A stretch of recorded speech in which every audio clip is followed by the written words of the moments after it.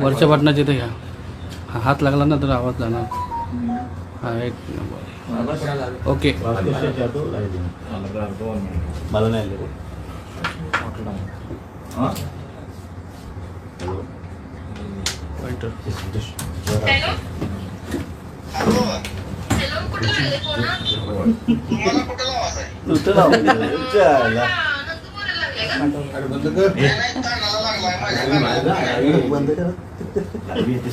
कानाला लागलं. हॅलो, मी हॉटलाईनला लिंक टाकली भास्कर जाधवांच्या फेसबुकवर ना. समोरून लावला व्यवस्थित आणि नाही लावतात. एवढाच सर्व प्रिंट मीडियाचे प्रमुख मंडळी आणि इलेक्ट्रॉनिकचे सर्व प्रतिनिधी, सहकारी मित्रांनो, आज आपणाला विशेष करून मी या ठिकाणी पाचारण केलं आणि आपण आलात त्याबद्दल सुरुवातीलाच मी आपल्या सर्वांना धन्यवाद देतो. सर्वसाधारणपणे तुम्हा सर्वांना मी आणखीन एका गोष्टी करता धन्यवाद देतो की आपण मंडळी कायम मला संपर्क करता आणि काहीतरी बोला, काहीतरी बातमी द्या, अशा प्रकारचा तुमचा आग्रह कायम असतो. परंतु आपल्या सर्वांकडून गेले अनेक वर्ष मला जी प्रसिद्धी मिळते त्या प्रसिद्धीमध्ये मी पूर्णपणे समाधानी आहे. कारण मला प्रसिद्धी मिळावी म्हणून जाणीवपूर्वक मी काहीही करत नाही. तशी मला फुकटचीच प्रसिद्धी मिळते. त्यामुळं माझ्या बाजूनं कोणी बातमी दिली म्हणून फार मी सुखावून जात नाही आणि माझ्या विरोधात कोणी बातमी दिली म्हणून माझ्या आयुष्यामध्ये मी कधीच कोणाच्या विरोधात तक्रार केलेली नाही. आणि म्हणून सुरुवातीला त्याही विषयाबद्दल मी तुम्हा सर्वांना धन्यवाद देतो. आज आपणा सर्वांना खास निमंत्रित करण्याचं कारण हे 2-4 मुद्द्यांवर मला खुलासा करणं आवश्यक वाटतं म्हणून मी आज आपल्याला बोलवतो. सर्वसाधारणपणे एखादा विषय मी बोललो नाही आणि त्या संदर्भामध्ये काही जर बातम्या प्रसारित झाल्या तर त्याचाही मी कधी खुलासा करत नाही. आणि एखादा विषय जर मी बोललो तर त्या संदर्भामध्ये सुद्धा मी नंतर माझे बोललेले शब्द मी कधी मागे घेत नाही आणि मी कधी सारवासारव करत नाही. परंतु आज आपल्या सर्वांना बोलवण्याचं कारण गेले 4 दिवस संपूर्ण प्रसार माध्यम, खास करून इलेक्ट्रॉनिक मीडिया हा माझ्या नावानंच जवळजवळ व्यापला गेलाय अशी सर्वसाधारणपणे परिस्थिती दिसतीये. आणि त्यातले 2-4 मुद्दे जे ठळकपणे दाखवले जात आहेत त्यावरच मी फक्त माझं वस्तुस्थिती काय आहे हे आपल्या सर्वांच्या समोर ठेवणार आहे. पहिली गोष्ट, आपल्या सर्वांच्या समोर एक विषय जो आला तो म्हणजे मला शिवसेना पक्षानं माझ्या कार्यक्षमतेप्रमाणे मला काम करण्याची संधी दिली नाही अशा पद्धतीची मी नाराजी व्यक्त केली. हा एक विषय प्रामुख्याने दाखवला जातोय.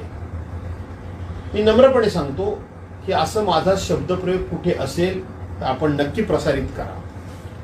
माझा शब्दप्रयोग हा आहे की माझ्या क्षमतेप्रमाणे गेल्या 43 वर्षामध्ये मला पुरेपूर काम करण्याची संधी मिळाली नाही.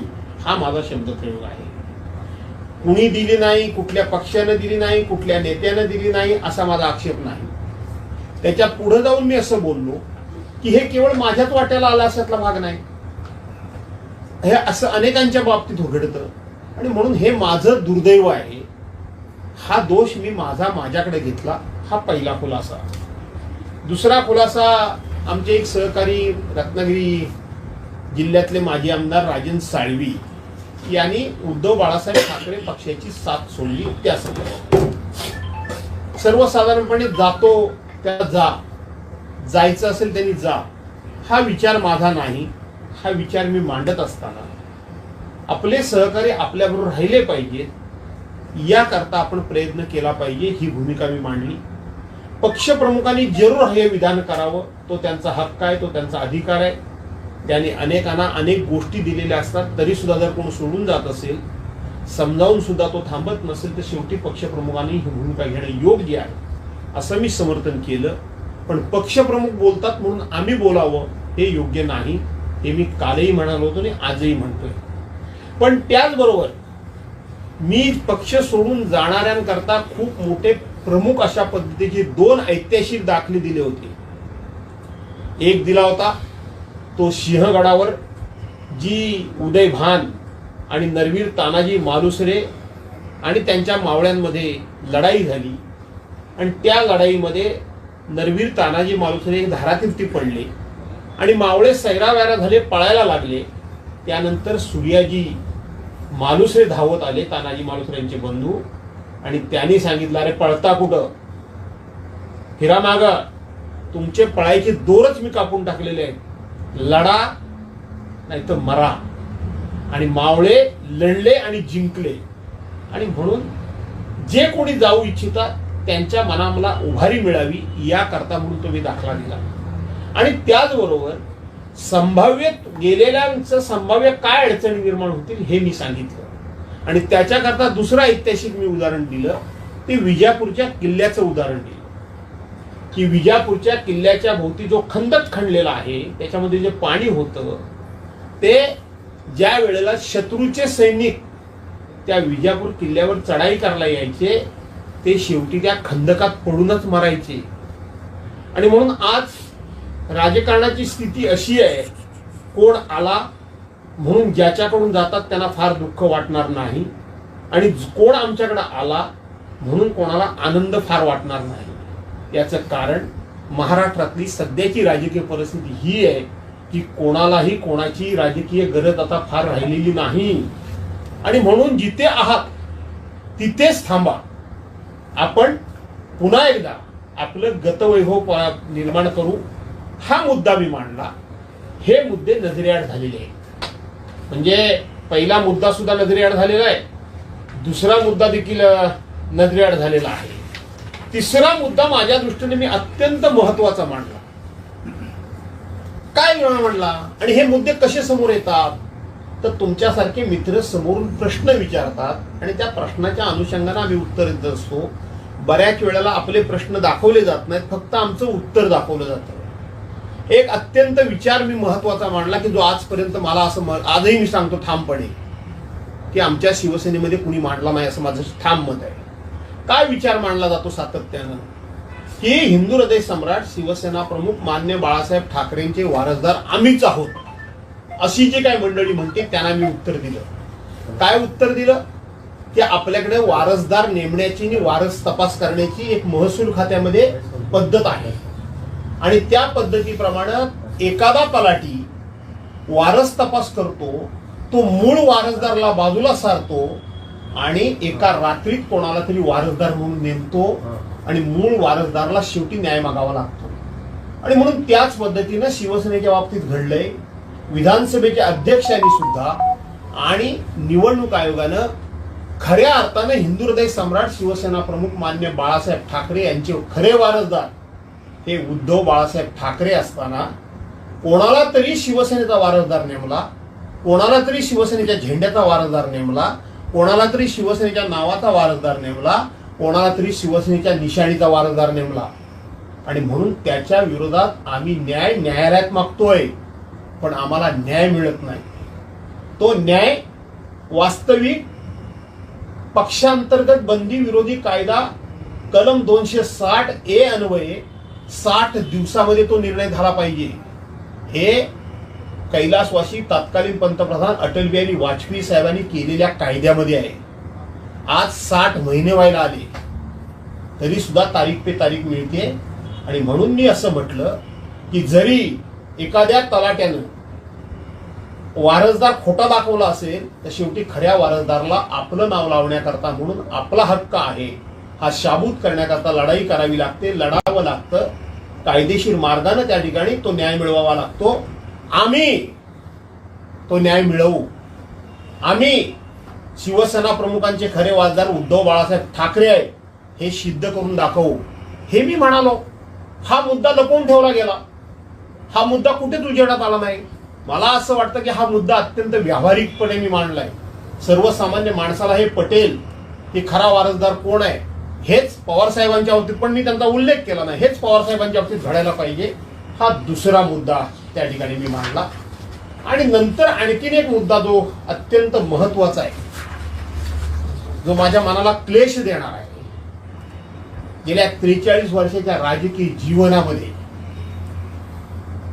कधीही कुठलीही गोष्ट मिळवण्याकरता, कुठलंही पद मिळवण्याकरता मी कधी नौटंकी केली नाही, मी कधी नाटकबाजी केली नाही, मी कधी रडगाणं गात बसलो नाही, आणि मी कधी कुठल्याही प्रकारचं अशा पद्धतीचं नाटक सुद्धा मी कधी केलं नाही. जे असेल ते सत्य, जे असेल ते मिळालं माझ्या नशिबानं, नाही मिळालं माझ्या नशिबानं. आणि म्हणून हे जे मी विरोधी पक्षनेतेपद मिळवण्याकरता म्हणून हे सगळं करतोय, ह्या जो मी काही दबाव पक्षावर आणण्याचा प्रयत्न करतोय, मी कोणाकडे तरी जाणार वगैरे अशा पद्धतीचं वातावरण तयार करतोय, माझ्या आयुष्यामध्ये असली नौटंकी मी कधी केली नाही. असलं नौटंकीपणा आणि असला नाटकीपणा मी कधी केला नाही. आता माझ्या आयुष्यातली किती वर्षे राहिली राजकीय, किती राहिली? जे मी त्या काळात नाही केलं ते आज कशा करता करेन. आणि म्हणून हे अत्यंत माझ्या मनाला लागलेला जर कुठला विषय असेल तर मी हे पद मिळवण्याकरता करतो. काही जणांनी तर असंही दाखवलं की पक्ष फुटल्यानंतर त्यांनी अशाच पद्धतीची स्टंटबाजी केली आणि त्या ठिकाणी ते काय ते गटनेते पदरात पाडून घेतलं. अरे, जो माणूस 43 वर्षामध्ये अनेक पदं उपभोगली, पूर्ण क्षमतेने काम करण्याची संधी नाही मिळाली, ही वस्तुस्थिती आहे. पण अशा कुठल्या तरी पदाकरता मी करणं आणि माझ्या सगळ्या तत्वप्रणालीला मी काळिंबा लावणं, माझ्या तत्वप्रणालीला मीच गालबोट लावणं, हे मी कधीही केलं नाही, मी करणार नाही. मी स्पष्ट भूमिका घेणारा माणूस आहे. जी भूमिका घेईन ती स्पष्ट घेईन, जी भूमिका घेतली ती स्पष्ट घेतली. त्या एक माझ्यामध्ये काही राजकीय दोष आहेत हे मी अनेक वेळा कबूल केले. जे राजकारणामध्ये ते दोष असावेत की नसावेत यावर चर्चा होऊ शकते. पहिली गोष्ट, मी खोटं बोलत नाही. मला समोरचा माणूस खोटं बोललं की प्रचंड चीड येते. पण आता मी तो विषय बाजूला सारलाय, तो तिकडे काय बोलायचं तर बोलू देत, पण मी कधी खोटं बोलत नाही. दिलेली वेळ आणि दिलेला शब्द प्राण गेला तरी खाली पडू द्यायचा नाही, हे मी कधी करत नाही. आणि तिसरी गोष्ट, कोणाला बरं वाटेल त्याच्या भलावणी करता, त्याचं लांगुलचालन करण्याकरता, त्याला खुश करण्याकरता मी बोलत नाही. खरं काय हे बोलण्याचं धाडस माझ्यामध्ये आहे, ती नैतिकता माझ्यामध्ये आहे. आणि म्हणून मी नियतीवर विश्वास कालही ठेवला होता, आजही ठेवतोय आणि उद्याही असेल. म्हणून कोणाला बरं वाटावं याकरता मी बोलत नाही. खरं काय आहे हे मी बोलत असतो. हा माझा राजकारणातला दोष आहे हे मला माहिती आहे, हे मी मान्य करतो. पण मी मगाशीच सांगितलं की आता 43 वर्षाची राजकीय कारकीर्द माझी झाली. उत्तरार्धाच्या कारकिर्दीला मी लागलेला कार्यकर्ता आहे. काहीतरी ह्या अडचणीच्या काळामध्ये आपल्या हातून चांगलं घडावं या करता माझी तळमळ आहे, याच्यापेक्षा वेगळं काही नाही. आणि म्हणून आजपर्यंत जे जगलो ते चांगलं की वाईट ह्याचा हिशेब करत असण्यापेक्षा त्यातून फायदा झाला की नुकसान झालं याचा विचार न करता आयुष्यामध्ये 43 वर्ष ज्या तत्वानं जगलो, ज्या विचारानं जगलो आणि ज्या माझ्या वेड्यावाकड्या कार्यपद्धतीनं जगलो त्याच कार्यपद्धतीनं मग जगणार आहे. हे 3-4 प्रमुख खुलासे करण्याकरता म्हणूनच मी या ठिकाणी तुम्हाला बोलवलं. त्याचबरोबर राजन साळवी गेले, जाऊ नये म्हणून मी म्हटलं, पण गेल्यानंतर पहिला म्हणणारा माणूस मी आहे की राजन साळवी गेले म्हणजे अख्खं कोकण गेलं नाही असं म्हणण्याचं काही कारण नाही. आजही हिंदू हृदय सम्राट शिवसेना प्रमुख मान्य बाळासाहेब ठाकरेंची पुण्याई आबादित आहे, शाबूत आहे. ती पुण्याई फळाला यावी म्हणून आम्हाला कष्ट करावे लागतील, आम्हाला मेहनत घ्यावी लागेल, आम्हाला काही निर्णय घ्यावे लागतील. अशी भूमिका मांडणं म्हणजे ही पक्षविरोधी भूमिका असेल असं मला वाटत नाही. एवढाच मला खुलासा करायचा होता. आणि म्हणून जे मी बोललो नाही किंवा जे बोललो ते बाजूला ठेवलं गेलं आणि जे मी बोललो नाही त्याचा अन्वयार्थ काढला. मी सांगतो तेच की जसं मी सांगितलं की मला पक्षानं संधी दिली नाही असं नाही, तर ते माझं दुर्दैव आहे असं मी म्हणालो. दुर्दैव आहे, पक्षानं संधी दिली नाही असा माझा शब्द प्रयोग जर असेल तर तो प्रसिद्ध करा. मी माझा शब्द मागे घेईन, पण मला माहिती आहे मी खोटं बोलत नाही. त्यामुळे मी जे बोललो ते बोललो आणि नाही ते नाही. सर कोकणामध्ये ज्या पद्धतीने आता पक्षप्रवेश होत आहे तर राजन आता आपण साहेब एवढ्या परिषद आता पत्रकार परिषद आहे नाही, एका आज पाठी- प्रश्न माझे ह्या संदर्भात काय असतील तर बाकी नवीन प्रश्न आज काय आपण घेऊया नको याकरता आपण मला सहकार्य करावं. नेते म्हणून डॅमेज कंट्रोल कसं गणेश ठीक आहे, मी सांगितलं ना, त्याच्यावर आपण बोलू नंतर.